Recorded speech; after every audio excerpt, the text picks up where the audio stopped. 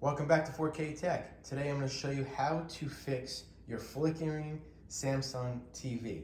If your TV is flickering like this, you'll think it's broken. It's not broken.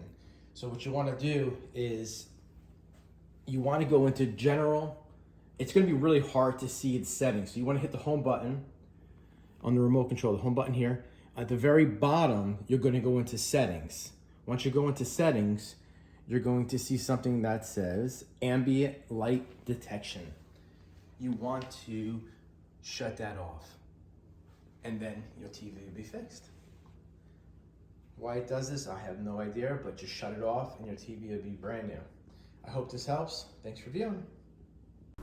Please like, subscribe, and turn on the notifications.